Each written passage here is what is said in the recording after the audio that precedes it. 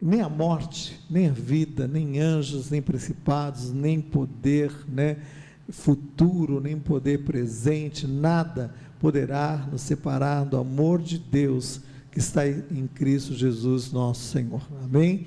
Essa é a nossa certeza, que nada pode nos separar do amor de Deus em Cristo Jesus, que uma vida vitoriosa, ela não depende de um lugar específico, uma vida vitoriosa não depende da tua conta bancária, uma vida vitoriosa, ela não depende de qual benéfica seja a situação a qual nós estejamos vivendo.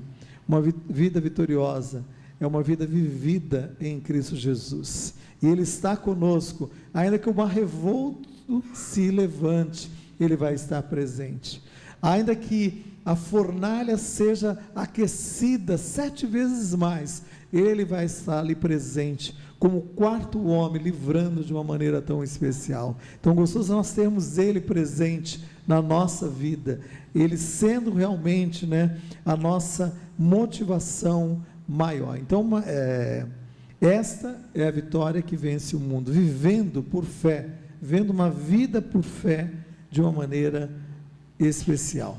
E nós temos na vida de um homem que foi tratado por Deus, ele foi usado por Deus, mas também ele foi tratado por Deus de uma maneira muito especial, e eu louvo a Deus por isso, porque este homem, ele tem a sua história, a sua trajetória toda, né, contada, né, através da Bíblia, através ali do livro de Gênesis, no capítulo 39, que é José, qual nós conhecemos, José ali, aquele que veio oriundo daquele momento lá no Egito, José, um hebreu que aos 17 anos de idade foi vendido pelos seus irmãos.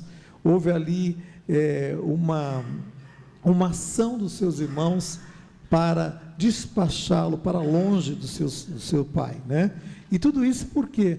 Pela imaturidade, até mesmo de José.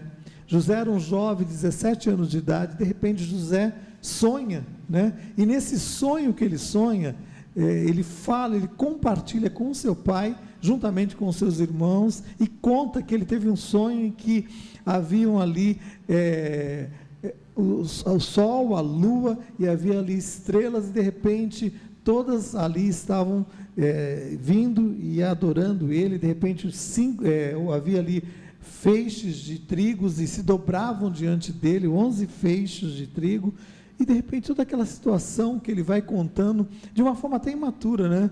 Ele talvez, se ele tivesse uma sabedoria ali dentro da maturidade, eu brinco que eu tenho meus 54 anos, mas eu queria ter meus 20 anos com a maturidade que eu tenho dos meus 54, só que eu não posso, né? Então tem que ver com a minha maturidade dos meus 54, com as minhas deficiências com 54 anos, porque eu já não enxergo tão bem como enxergava na minha conversão, que a Bíblia era 1/4 desse tamanho, do tamanho dessa Bíblia, e eu lia, né, copiosamente, qualquer hora, né, era uma Bíblia bem pequenininha, e eu não tinha facilidade de encontrar os versículos, porque era novo convertido, mas era uma Bíblia marcada. Lembra aquelas Bíblias que tinham vermelhinha aqui com a numeração de qual livro? Eu encontrava todos eles ali, e ali eu me deleitava na palavra de Deus. Então eu tinha lá meus 19 anos de idade, com a imaturidade, 19 anos de idade, com a força, o desejo de viver com 19 anos de idade, mas sem a maturidade, né, devida. Então eu fico imaginando José com 17 anos de idade, também, né, não pensou de uma maneira clara como falar, como expor, talvez conversando ali com seu pai, expondo para o seu pai, e porque existe coisas que eu vejo e eu tomo no meu coração dentro desse período de maturidade que vem sobre as nossas vidas, que tem coisas que Deus revela para você, mas ela tem um tempo devido, e deve ser guardada no teu coração, e fazendo como Maria, a mãe de Jesus, guardando e conferindo no teu coração, cada momento, a realização daquilo que Deus tem proposto para a sua vida. Muitos sonhos, muitas palavras de Deus sobre a minha vida, eu trago no meu coração, e eu vejo o cumprimento delas, e vejo outras que ainda vão se cumprir de uma maneira tremenda. Então, quero que na maturidade que Deus vai estar te dando, passo a passo, você seja pronto para ouvir, tardio para falar. Muitas vezes a gente fala na nossa de uma maneira impulsiva, e nós falamos, né, o que é certo, mas num tempo errado, e aí a confusão. E José, ele teve esse posicionamento de falar, de compartilhar algo, talvez fora do tempo, e aí o que acontece? Os irmãos começam a sentir ciúmes dele, os irmãos começam a olhar para José, porque José, dentre os irmãos dele ali, José era o mais novo, era o caçula. Sabe o caçula de uma família, né, enorme, de 10 irmãos, só levava cascudinho, né?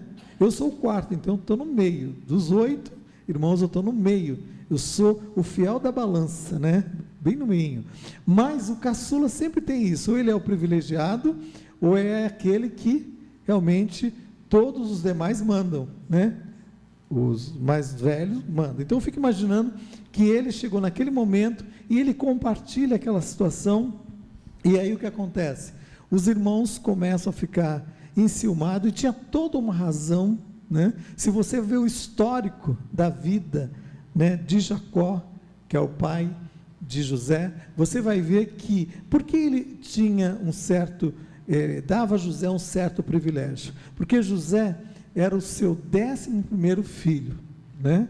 Um homem que teve 10 filhos antes, e se você for ver toda a história de Jacó, ele casou primeiramente com a sua cunhada, né, que ele desejava casar com Raquel, e quando foi dado a ele em casamento, ele recebe a mais velha, e a mais velha era Lia. Então Lia passa a ser a mulher de Jacó. E aí durante 7 anos ele ora, ele trabalha em favor, né, da outra que ele amava, que era Raquel. Só que de repente, nesse processo todo, o que acontece? Raquel não gerava filhos, e Raquel não gerava filhos, e Lia começou a ter um atrás do outro. E se você for ler lá no livro de Gênesis, você vai ver que ela tem 4 filhos seguidos. Os 4 primeiros filhos de Jacó são filhos de Lia, e de repente ela começa aí, aquele confronto, ela vê, Raquel vê que ela não pode gerar filhos, aí ela vai e dá a sua serva, né, para que Jacó gere no lugar de Raquel. E aí tem mais 2 filhos com a serva de Raquel, depois tem mais 2 filhos com a serva de Lia, e aí Lia depois tem mais 2 filhos, formando 6 filhos de Lia, e aí no final, né, Raquel, Deus ouve Raquel, e Deus dá um filho a Raquel, que era amada, que era privilegiada por Jacó, né, e dá um filho, e esse filho que nasce é José. Então José, vamos dizer assim, é o finalzinho, a raspa do tacho, como diz, né? E aí nesse momento, ele tem ali o seu 11º filho, mas já com uma promessa de que Deus daria um outro filho, que ela queria um outro filho, Raquel queria um outro filho de Jacó. E aí, automaticamente, eu creio que ela não esperou muito tempo, porque ela já tinha esperado esse tempo todo, já tinham nascido todos esses filhos das outras, e de repente ela, ansiosa, desejou ter mais um filho, e quando nasce esse outro filho, que é o 2º filho de Raquel, né, que é o irmão de José, ela morre. E quando ela morre, né, tem toda essa história, a gente vai falar depois um pouco sobre isso, um momento de aflição, um momento de luta, mais à frente a gente vai compartilhar um pouco a respeito disso. Então, quanto aprendizado, né, nós vemos na vida desse jovem, um jovem que com 17 anos é vendido pelos seus irmãos, é transportado para o Egito, né, e ali no Egito ele chega a uma casa de Potifar, que era alguém influente ali na corte de Faraó, alguém que trabalhava para Faraó, mas a sua mulher, né, não era uma mulher com uma boa conduta. E essa mulher tenta, quando vê José, um jovem, né, que chegou ali no Egito, provavelmente um jovem sarado nos dias atuais, alguém, né, tanquinho, bem, né, patolinha, arrumadinho, né, de repente ela olhou e ela, né, diz a palavra de Deus que ela ansiosamente, dia após dia, ela instigava José, dizendo para ele: deita-te comigo, eu vou te fazer, né, alguém precioso aqui na minha casa, tal. E ele tinha uma consciência muito clara de que ali dentro daquela casa, o seu Senhor o tinha colocado como alguém para governar aquela casa, para gerir ali os negócios daquela casa, mas a mulher daquele senhor não pertencia, né, a essa gestão de José. E foi interessante que isso ela tenta dia após dia, até o momento que ela vê que José não vai cair, e aí José, quando vê que aquela mulher estava totalmente, né, endemoniada, pronta para dar o bote, ele sai correndo, e ela puxa a capa dele, e ela segura aquela capa, e aquela capa ela usa como um álibi, para incriminar a José. Então, com essa situação toda, quando o patrão chega, o marido dessa mulher chega, e ela conta a história, porque até então ela estava segurando aquela capa como aquele álibi, de que José tinha tentado seduzi-la, atacá-la, né? Isso ela compartilhou com os funcionários que chegaram depois, porque tudo foi armado por aquela mulher. Fico imaginando aquela mulher dando folga, né? Folga para todos os funcionários, menos para José, porque não tinha ninguém naquela casa, era impossível, né? Era um dia de trabalho, e de repente eles chegaram ali, e todos foram liberados, foram folga.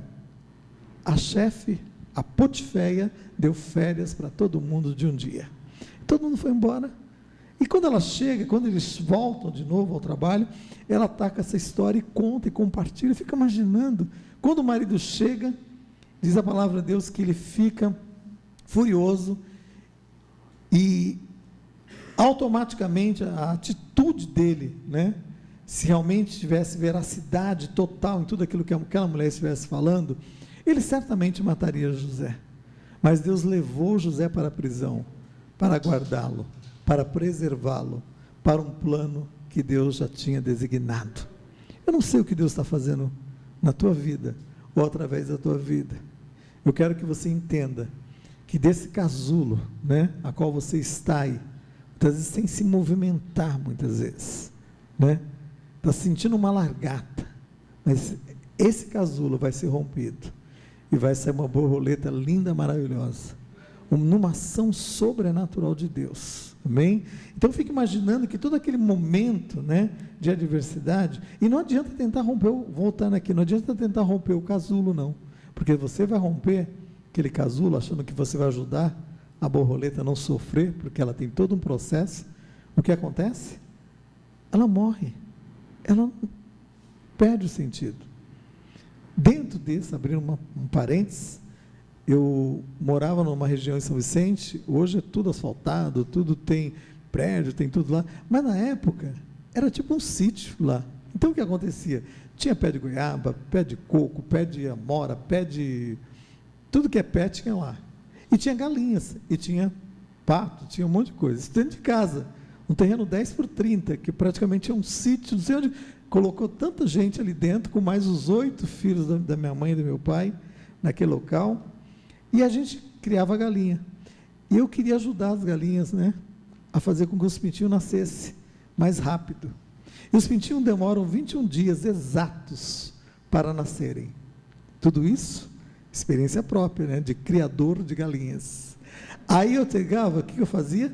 Às vezes eu tentava quebrar e tentava abrir para ajudar, e eu assassinei alguns pintinhos, eu fiz com que eles não nascessem, né? Então, por mais que você tente ajudar, né, numa situação que você olha e você fala, não, poxa, posso dar minha participação, meu irmão, fique parado, não dê a sua participação, nem na sua vida e nem na vida do outro, porque talvez você vai estar matando algo de tão precioso que Deus está fazendo na vida dessa pessoa, em nome de Jesus. Fecha parênteses, vamos continuar aqui. A palavra de Deus nos mostra na vida deste rapaz, que quando ele é colocado dentro da prisão, o Senhor era com ele, porque o verso que eu quero ler, é o verso do capítulo 39, capítulo 39 de Gênesis, no verso 21 e 22, assim: o Senhor, porém, era com José, e lhe foi benigno, e lhe deu mercê perante o carcereiro, o qual confiou às mãos de José todos os presos que estavam no cárcere, e ele fazia tudo quanto se devia fazer. Dá para você entender? José cai dentro de um cárcere, José cai dentro de uma prisão, e ali na prisão, meu irmão, Deus era com ele. No meio daquela situação de aflição, Deus era com ele. No meio da situação de aflição a qual você possa estar vivendo, Deus está com você. Dá para você entender? Dá para você entender que a situação mais adversa não pode impedir a ação sobrenatural de Deus.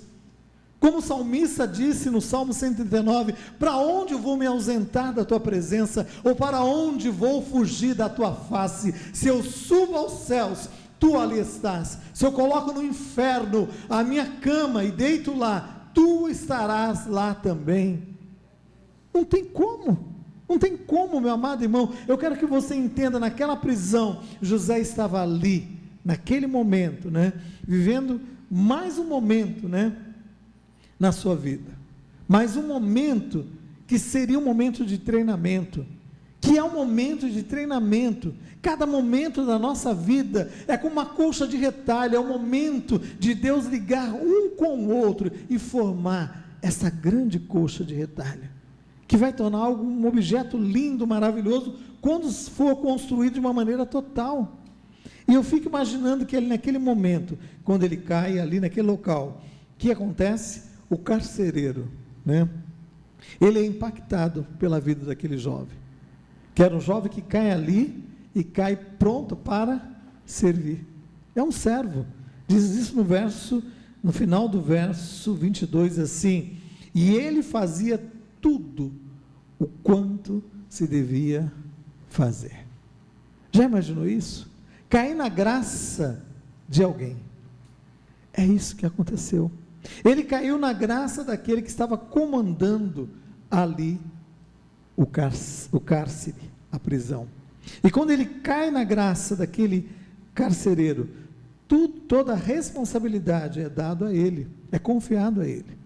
Por quê? Porque Deus tinha um propósito lá na frente, porque Deus estava escrevendo a história de José, porque Deus está escrevendo a sua história, e Ele não perde o controle de maneira nenhuma. Eram aqueles dias, talvez os dias mais difíceis para José, e cada vez que ele passava uma noite dentro daquela prisão, talvez vinham os questionamentos no seu coração, porque humano ele era, e nós somos humanos. O questionamento pode vir, meu amado irmão, mas ele não pode tomar o controle, o comando da tua vida. O Senhor é o forte e poderoso, é o Deus que entra como o Rei da glória, tendo o controle e o comando sobre todas as coisas. E diz a palavra de Deus, que naquele momento, ali dentro da prisão, Deus começa a trabalhar com a vida dele de uma maneira tremenda, E eu quero falar nessa noite, dentro desse aspecto de essa vitória que vence o mundo, a nossa fé. Eu quero falar das questões, das decepções que vêm sobre as nossas vidas, as decepções que vêm sobre as nossas vidas, aliadas à ingratidão, aliadas a amarguras, que vêm no nosso coração, que tenta vir sobre o nosso coração, tentando nortear a nossa vida, E a palavra de Deus diz que, aqui em Gênesis, no capítulo 40, no verso 13 e 14, diz que ele estando dentro dessa prisão, ele estando ali, servindo ali o carcereiro, chega 2 nobres da corte, que foram lançados dentro daquela prisão. Chegou ali o padeiro do faraó, e chegou o copeiro do faraó, pessoas de suma importância na vida de faraó, porque é aquele que cuidava do alimento de faraó, e era aquele que cuidava da bebida de faraó. Então os dois estavam num lugar estratégico para a vida ou também estratégia para a morte. Porque eles poderiam, através do trabalho deles, matarem Faraó. Então, a pessoa que era indicada ali para aquele cargo, certamente era alguém selecionado. Só que de repente, eu não sei o que aconteceu, a Bíblia não conta o relato, mas algo aconteceu, que o Faraó viu que algo estava errado, e algo partia, da despensa de Faraó, daquele que servia, ou daquele que servia bebida, ou daquele que servia o alimento. E os dois foram colocados naquela prisão. E lá naquela prisão, no dado momento que aqueles dois entram, José está ali por acaso. Você acha? Você acha que você está vivendo este tempo de Deus por acaso? Não é por acaso.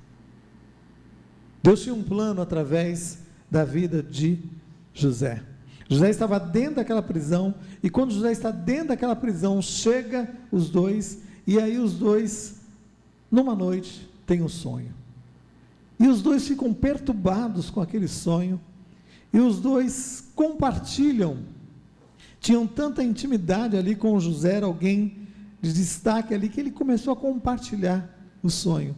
E quando ele compartilha o sonho, diz lá, no capítulo que nós falamos, capítulo 40, no verso 13 e 14 de Gênesis, diz assim: dentro de ainda 3 dias, Faraó te reabilitará e te reintegrará no teu cargo, falando ao copeiro, e tu lhes darás o copo na própria mão dele, segundo o costume antigo, que lhe eras copeiro. Porém, lembra-te de mim, quando tudo te correr bem, e rogo-te que seja bondoso para comigo, e faça menção de mim a Faraó. Você viu o que ele pediu? Seja misericordioso, bondoso comigo, lembra-te de mim, mas ele atrelou algo mais. E quando ele atrelou algo mais, o que ele atrelou? Ele falou assim: fale de mim a Faraó. Fale de mim a Faraó e me faça sair deste lugar. O que aconteceu? Passou-se 3 dias, exatos 3 dias da revelação do sonho a qual José trouxe aquele copeiro. E no 3º dia, era o aniversário natalício de nascimento do Faraó. Será que José sabia? Ele lia lá nas notícias das caras da vida, Faraó está fazendo aniversário daqui a 3 dias. Logicamente, não. O Deus Todo-Poderoso arquitetou, mexeu nas datas, estabeleceu aquela data, que era uma data em que o rei Faraó comemorava ali o seu momento, natalício, seu momento, de vida.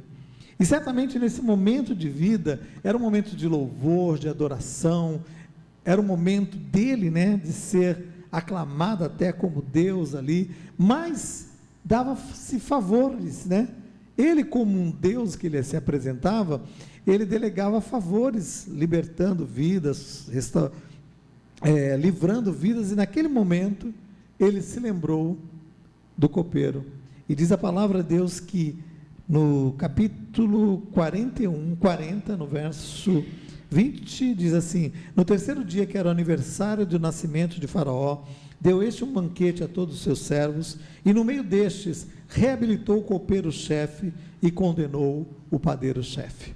Ele reabilita um e ele condena o outro, tudo dentro da revelação do sonho a qual José traz a respeito, daquilo que estaria acontecendo. O copeiro seria restituído ao seu lugar de honra junto a Faraó, e o padeiro seria morto no 3º dia. Tudo se cumpriu, porque a palavra de Deus, ela é viva, ela é eficaz, ela se cumpre. E é tão interessante porque, naquele momento, no capítulo 40 mesmo de Gênesis, no verso 23, diz assim, que copeiro-chefe, todavia, não se lembrou de José, porém dele se esqueceu. Fique imaginando que quando ele sai ali de dentro daquela prisão, ele sai e ele é atacado por uma amnésia, procedida de Deus. Por quê eu penso dessa maneira? Porque naquele momento, naquele momento Deus tinha um plano maior e melhor para a vida de José, mas não naqueles dias, mas 2 anos depois. Porque do final do capítulo 40 para o capítulo 41 do livro de Gênesis, tem 2 anos inseridos nesse espaço tão pequenininho. Gênesis capítulo 40, do verso 23, que é o último verso, ao verso 41, 2 anos se passaram. Talvez você esteja dizendo, olha, aquilo que eu tenho pedido a Deus, a maneira como eu tenho apresentado diante de Deus, eu quero dizer para você, meu irmão, entrega o teu caminho, essa é a tua parte, confia nele, essa é a sua parte, é a minha parte, e o mais, ele vai fazer, não você, não eu. O problema é que a gente inverte, a gente tenta fazer a parte de Deus, meu irmão, e a nossa parte é entregar, a nossa parte é confiar, a nossa parte é viver por fé a cada momento, é levantando a cada dia, mesmo que você saiba toda a trajetória do teu dia, apresente o teu dia diante de Deus, e veja o milagre, a ação sobrenatural de Deus a cada momento na tua vida. E a palavra de Deus diz que quando ele se levanta ali, após aquele dia que o copeiro sai ali da prisão, no segundo dia, nada. E aí José fica talvez questionando, o porquê daquele esquecimento, e Deus levando José a continuar a fazer o quê?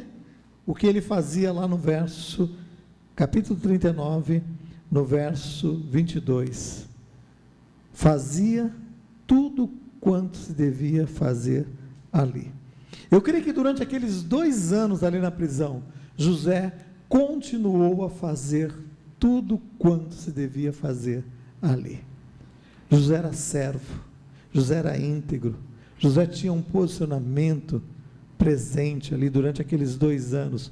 Deus estava trabalhando na vida dele, Deus estava treinando ele de uma maneira tremenda. Aquele momento ali, eu creio que naquele momento ali na prisão, ele pôde ter acesso, a outros presos, outros egípcios, e aí o que aconteceu?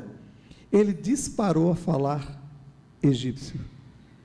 Um curso de treinamento rápido, já imaginou isso? Eu já vi pessoas que se mudam do Brasil para outros países, e eles vão trabalhar e têm acesso, a empresas e tal, e começam a falar fluentemente a língua local.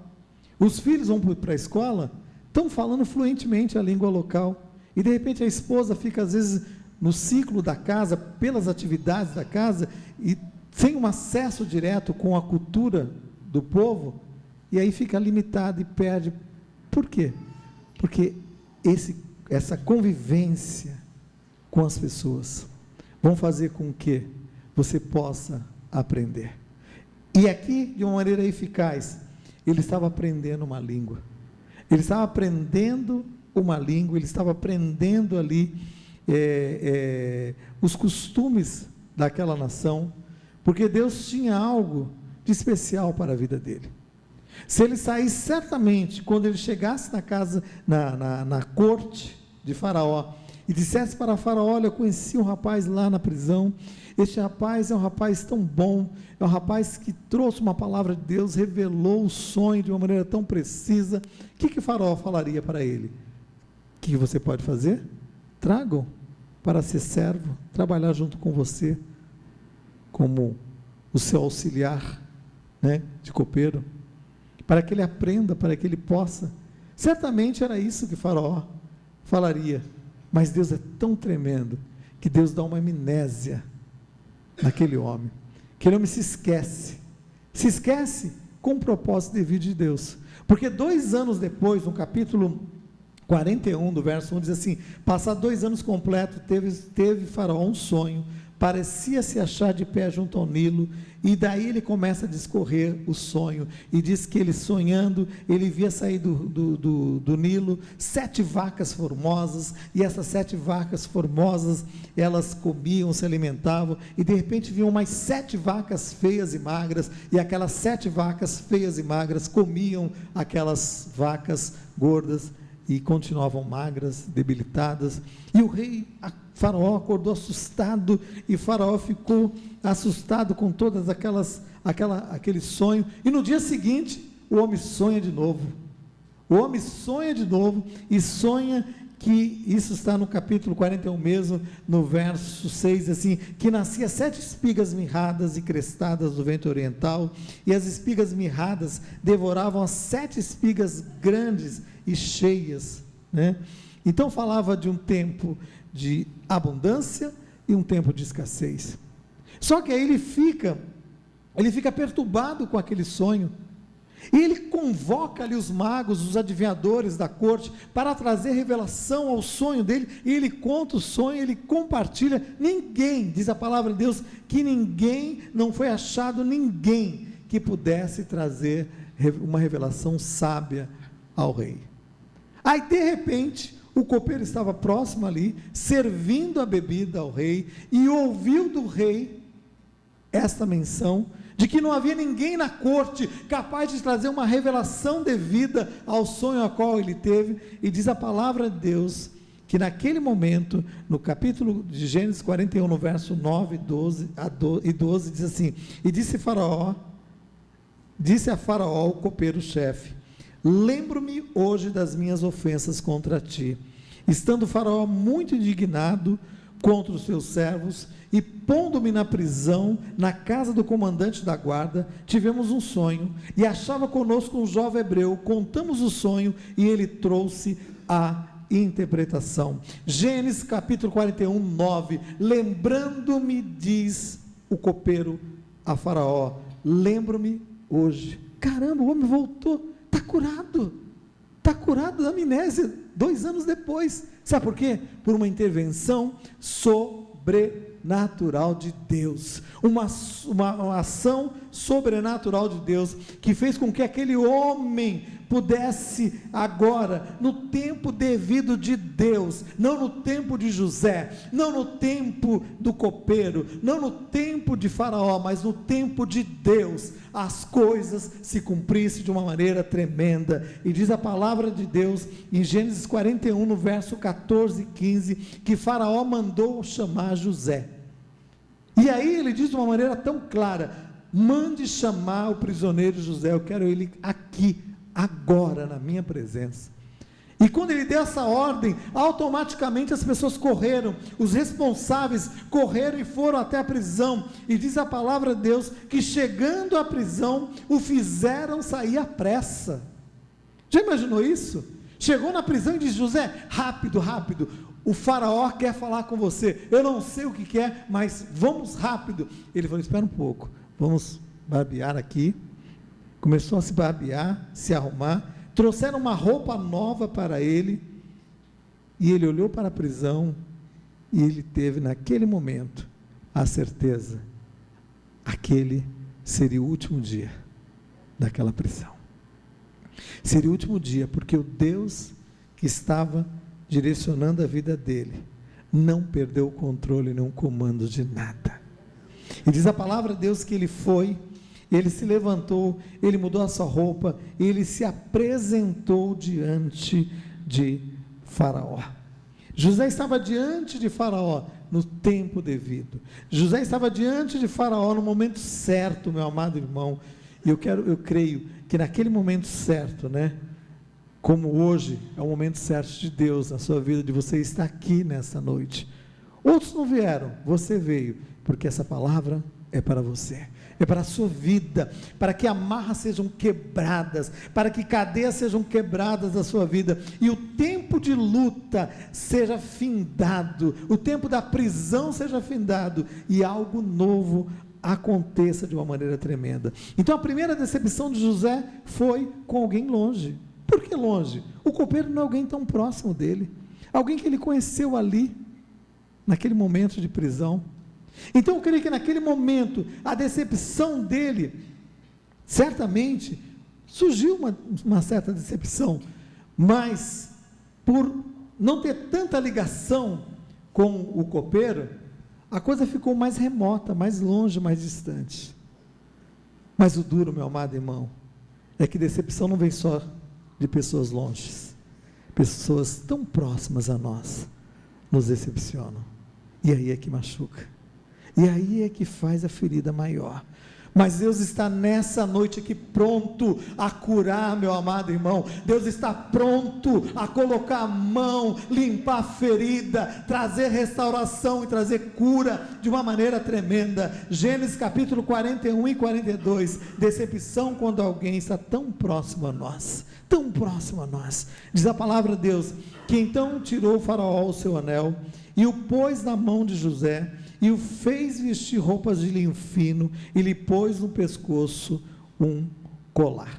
Gênesis 41, 42. De repente ele chega diante de Faraó, e ali diante de Faraó, Faraó disse: eu ouvi dizer que você pode trazer revelação a sonhos. Ele diz: eu não posso. O Deus a qual eu sirvo, Ele trará revelação. Olha, o Deus a qual eu sirvo é o Deus Todo-Poderoso, não é um dos deuses do Egito, é o Deus Todo-Poderoso, e Ele trará revelação. Aí o rei conta os dois sonhos, e aí ele é incisivo, ele é muito firme, ele diz assim: olha, o que Deus está falando é urgente, e Deus determinou, e Deus falou e revelou duas vezes, para que você entenda que a coisa vai se cumprir. Os 7 anos das vacas gordas são 7 anos de farturas que virão sobre o Egito, mas os 7 anos das vacas magras são 7 anos de carência e carestia que virá sobre o Egito e sobre todas as nações, todo o mundo.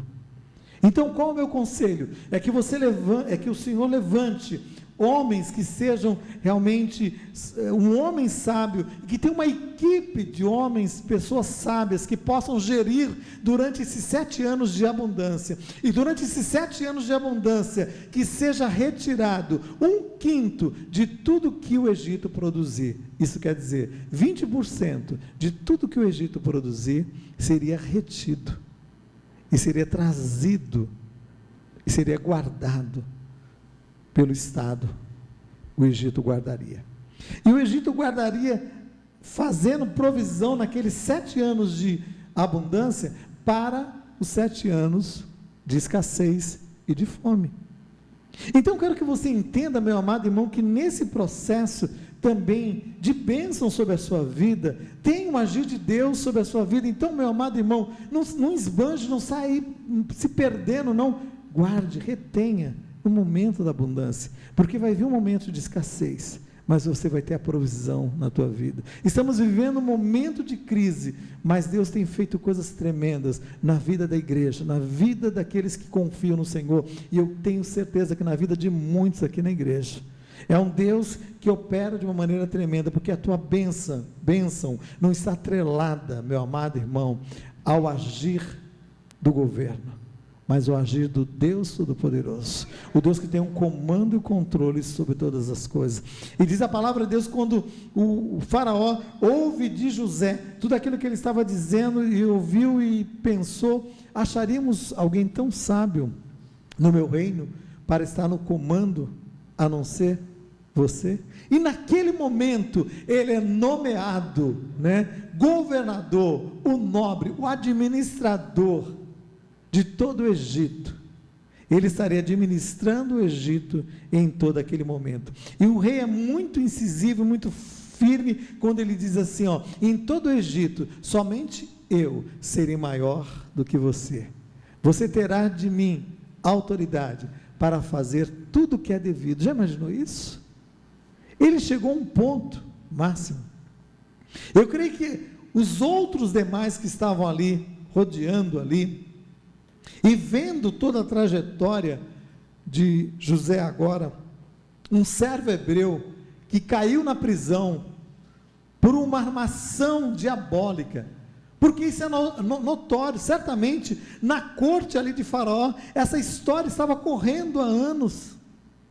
que aquele homem foi injustamente culpado por uma ação de uma mulher terrível, mas ele permaneceu ali firme.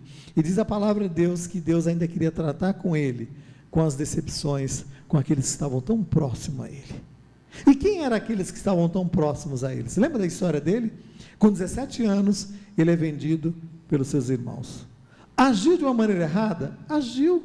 Falou demais o que não devia falar? Falou. Falou que era certo no tempo errado, por imaturidade. Então eu quero que você entenda, tem que haver acerto, tem que haver posicionamento, porque onde há acerto, há posicionamento, a bênção do Senhor vem trazendo cura, trazendo restauração.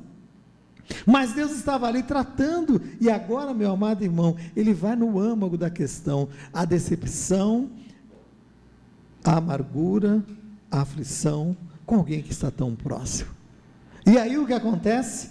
Passam-se os 7 anos, 7 anos de abundância. José está trabalhando diariamente, tem hora para entrar, mas não tem hora para sair, né? Porque é um trabalho intenso, são 7 anos de tratando diretamente ali com o povo, tratando diretamente, né, com a economia do povo, e de repente, começa o primeiro ano de carestia, o primeiro de 7 anos que viria sobre o Egito. E aí a palavra de Deus diz que as pessoas começaram a vir comprar coisas no Egito. Eu creio que no primeiro momento em que veio a fome, a escassez, eles ainda tinham alguma provisão, passou-se alguns meses talvez, mas logo em seguida, diz a palavra de Deus que no capítulo 42 de Gênesis, diz que sabedor José de que havia mantimento no Egito, disse a seus filhos: por que estáis aí a olhar uns para os outros? E ajuntou: tenho ouvido que há cereal no Egito, descei lá e comprai-os deles, para que vivamos e não morramos. Então desceram 10 dos irmãos de José para comprar cereal do Egito. Então o que acontece? Os 10 vão ao Egito, e os 10 vão ao Egito, e é interessante porque quando o faraó delegou sobre a vida de José a responsabilidade sobre toda aquela ação, eu fico imaginando que Deus estava no controle, não o faraó, mas Deus, porque imagina que naquele momento, ele começa a reter, ele começa a fazer as planilhas de quanto entrou, né, do cereal, e começa ali a administrar. De repente as pessoas começam a vir e a querer comprar do Egito. E aí é claro, porque no capítulo 42 diz assim, que então desceram os 10 irmãos para comprar cereal no Egito.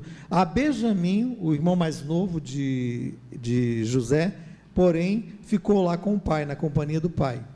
E aí diz a palavra de Deus que no verso Gênesis 42, 6 assim: José era governador daquela terra, e era ele quem vendia a todos. Eu fico imaginando, ele era era um empresário no Egito, alguém de top de linha, mas de repente o rei falou assim: eu não tenho confiança de que outros vão vender de uma maneira correta, eu tenho confiança em você, você conquistou o meu coração. Você já imaginou isso? Que você tem conquistado o coração de pessoas, e que pessoas estão colocando você em lugar de destaque, porque Deus tem colocado você, e tem usado pessoas, e usou o faraó, e tem usado de uma maneira tremenda. E o que ele fez? Diz a palavra de Deus, que naquele dia, né, como nos dias anteriores e posteriores, era José que vendia, era José que dava o martelo final na compra, né, na venda, aliás, dos alimentos. E naquele dia, diz a palavra de Deus, que ele estava ali, e vendia a todos os povos da terra, e os irmãos de José vieram se prostrarem com o rosto perante ele. Vendo José seus irmãos, reconheceu-os, porém não se deu a conhecer, e lhes falou asperamente. Isso está no capítulo 42, no versos 6 e 7. Então José era o governador do Egito, mas José foi designado por Faraó, porque Deus estava sob o controle de todas as coisas, como aquele que deveria estar presente em todas as vendas dos cereais do Egito. Por quê? Porque Deus queria que na hora que os irmãos chegassem ali, José estivesse presente. Porque se José não estivesse ali, por que as pessoas iriam chamar José? Qual era a finalidade? E ele, quando vê os irmãos chegando ali, eu vejo o carinho de Deus. Deus não falou para José que ele chegaria. Deus não revelou a José. E Deus não vai revelar a você também, meu amado irmão, nem a mim, coisas que Ele quer fazer nas nossas vidas, de uma maneira tão minuciosa, tão delicada na nossa vida, porque se Ele fala com antecedência, nós fugimos muitas vezes.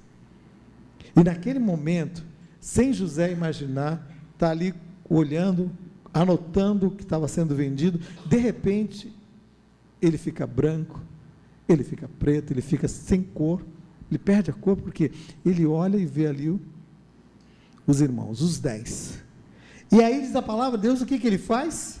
Ele não se dá a conhecer os irmãos, e o que ele faz mais? Ele fala a eles asperamente. Então eu quero dizer para você, meu amado irmão, que José era como nós, como eu e você. Está tudo resolvido mesmo? Deixa Deus tratar com você, deixa Deus tratar comigo, para ver se realmente está resolvido. Se estiver resolvido, amém, mas se não tiver, Deus vai no âmago da questão. Deus não trata de uma maneira superficial, Deus vai no âmago, porque Ele quer curar, Ele quer restaurar. A palavra de Deus diz que o povo era curado de uma maneira superficialmente, porque o povo era curado por uma mensagem que dizia paz, paz, quando não havia paz.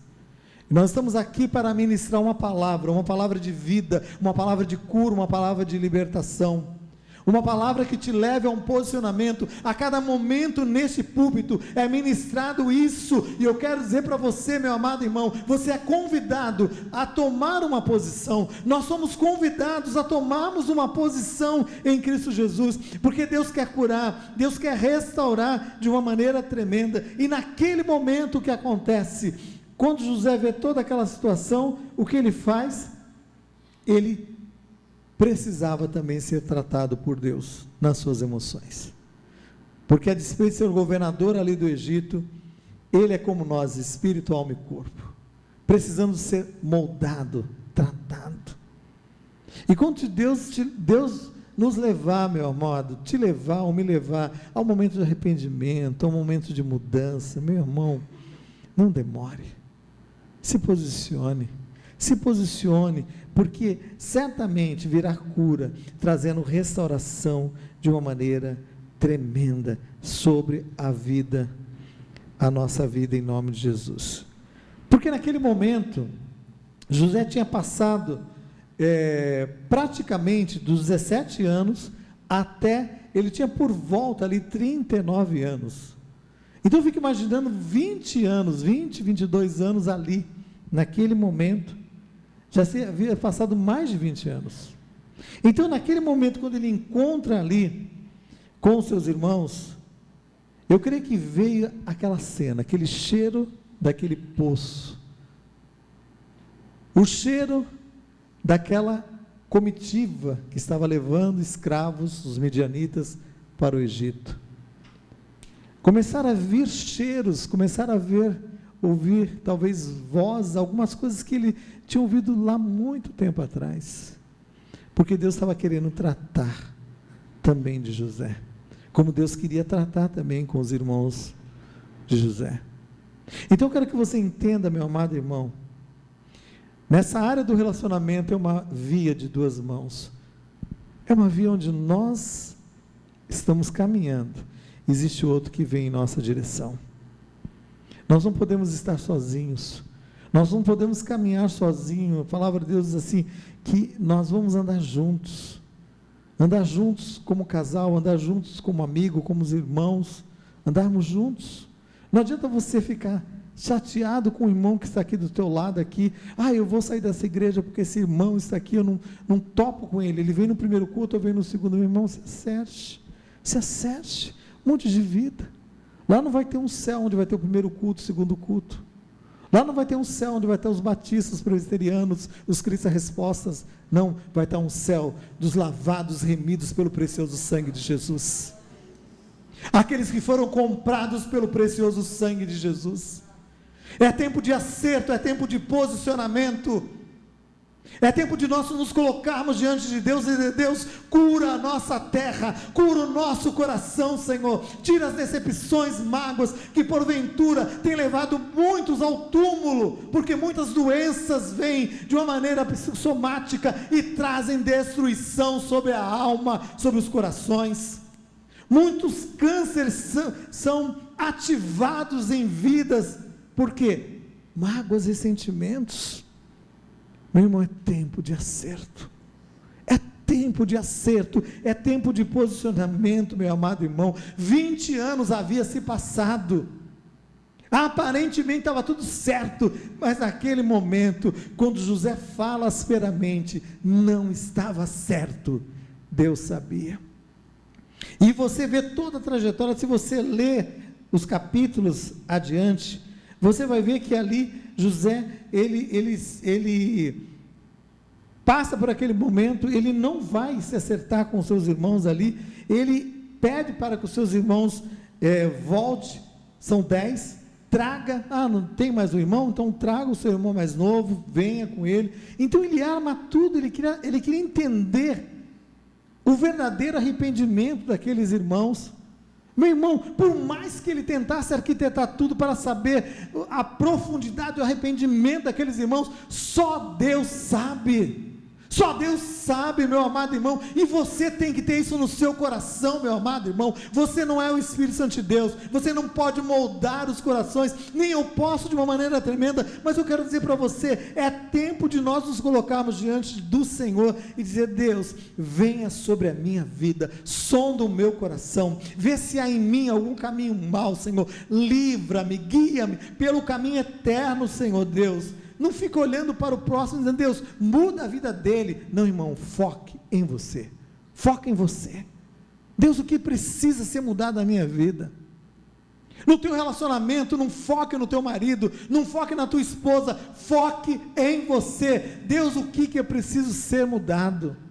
Porque tem horas que eu fico em lutas, eu falo: ai meu Deus, ele precisa mudar nisso, precisa mudar naquilo. E Deus já falou várias vezes, não foi uma, é que às vezes eu sabe, dá uma surdez, né, espiritual, mas não, eu preciso mudar.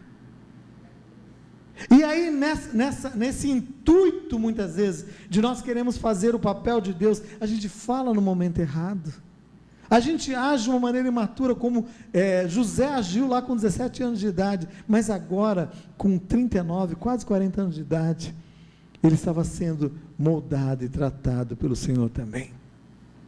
Porque aquelas decepções, aquelas frustrações, não poderia criar uma raiz no coração dele. Deus queria tirar, limpar, restaurar de uma maneira tremenda. E é tão interessante porque José tinha consciência de que ele estava ali com o propósito de Deus. E muitas vezes nós temos essa consciência: eu sei que eu estou passando essa luta, porque é a ação de Deus, eu sei, mas na hora que tu vê o irmão, você quer pegar aquele irmão, você quer amarrar ele assim, pegar no pescocinho dele, como se você dissesse: Deus, eu sei que é o Senhor, mas tem parte daquele irmão, tem parte de fulano e de cicrano. Meu irmão, fala com Deus, entrega a Deus, coloque diante de Deus, porque, para finalizarmos, haverá um tempo de honra, haverá um tempo de restauração, haverá um tempo de cura, meu amado irmão.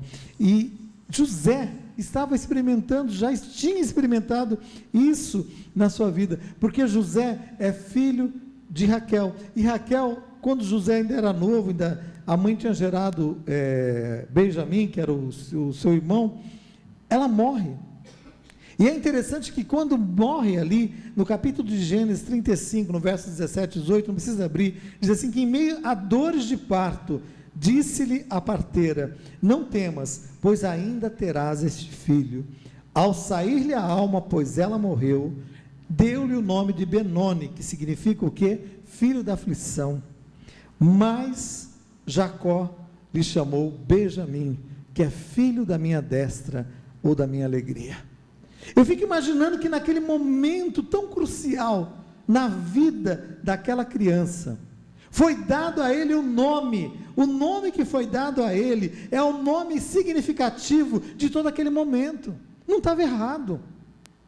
Mas o pai não viu, Jacó não viu aquele momento, Jacó viu lá na frente. Jacó viu a glória, a ação sobrenatural de Deus. E é tempo de nós vermos além do momento da aflição, é tempo de nós vermos profeticamente a ação sobrenatural de Deus, sobre a tua vida, sobre o teu lar, sobre a tua casa, sobre a igreja, sobre a nossa nação nesses dias, além daquilo que estão dizendo. É tempo da aflição, é tempo de Benoni, é tempo da aflição que vem nascendo. Não, é tempo de Benjamim, o filho da destra, o filho da alegria. E sabe quem foi Benjamim? Da tribo de Benjamim saiu o primeiro rei sobre Israel, que foi Saul. Da tribo de Benjamim saiu o homem que escreveu a maior parte do Novo Testamento, o apóstolo Paulo, que era da tribo de Benjamim.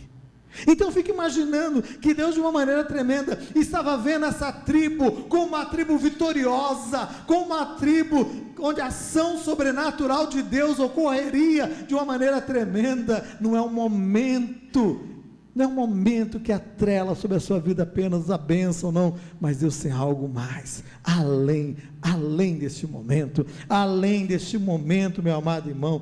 Então, em vez de olhar para o filho com o motivo de morte da sua mulher, de Raquel, ele preferiu elevá-lo a uma condição de dignidade e honra. Ele vai se chamar Benjamim,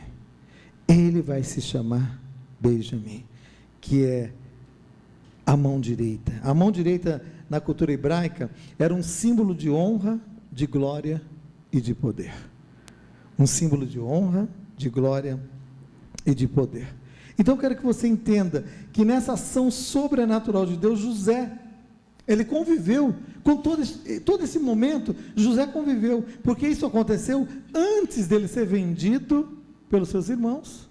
Então ele tinha isso no currículo da sua vida. Então tudo que acontece na sua vida faz parte do seu currículo de vida, não pode ser abolido nem retirado, porque Deus está não somente ensinando você, mas através de você outras vidas, meu amado irmão, operando com poder e com autoridade. Um momento de glória, um momento de restauração, um momento de cura, em nome de Jesus. E diz a palavra de Deus, meu amado irmão, que a maturidade vem, e a maturidade é a capacidade de desembaraçar e esquecer das coisas que para trás ficam e prosseguir para o alvo em Cristo. Isso está em Filipenses capítulo 3, no verso 13 e 14, quando o apóstolo Paulo escrevendo diz assim: irmãos, quanto a mim, eu não julgo havê-lo alcançado, mas uma coisa faço, esquecendo-me das coisas que para trás ficam, prossigo para o alvo.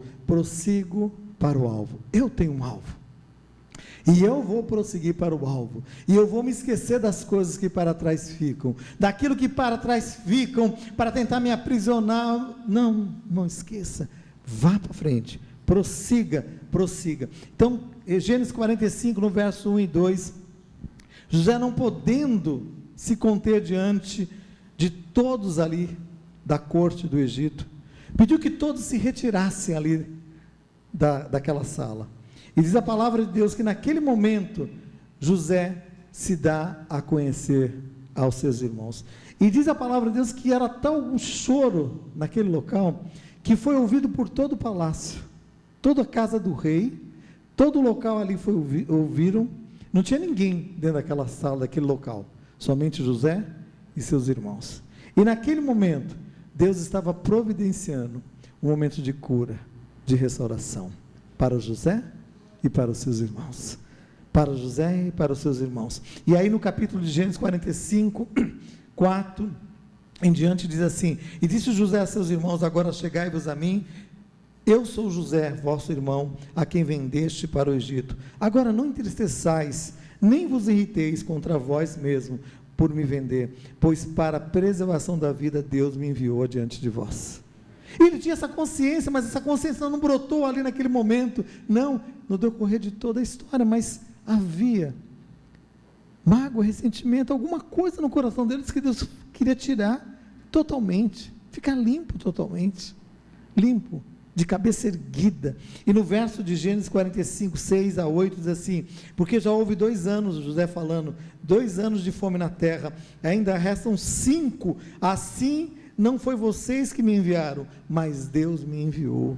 Eu quero que você entenda, Deus te enviou a este momento, Deus te enviou a este momento, eu não sei qual momento que você está passando. E aí José chega para os irmãos e diz assim: apressai-vos, subi a meu pai e dizei-lhe, assim manda dizer teu filho José, Deus me pôs por senhor sobre toda a terra do Egito, desce a mim e não te demores. Falando para o pai, pai, fala para o pai para descer e para ele não demorar. E aí no verso de Gênesis 45, 14 e 15 diz assim, que quando José compartilha ali com os irmãos, lançando ao pescoço de Benjamim, que estava ali presente, o seu irmão mais novo, né?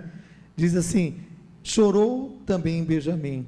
José beijou a todos os seus irmãos e chorou com eles. Depois seus irmãos falaram com ele. Eu fico imaginando que durante todo aquele período, só houve choro, só houve José falando, mas de repente, no final, todos choraram, todos se abraçaram, houve uma ação sobrenatural de Deus, houve um momento de felicidade, de uma ação sobrenatural de Deus que veio, porque Deus tem um tempo de cura, Deus tem um tempo de restauração no seio da igreja.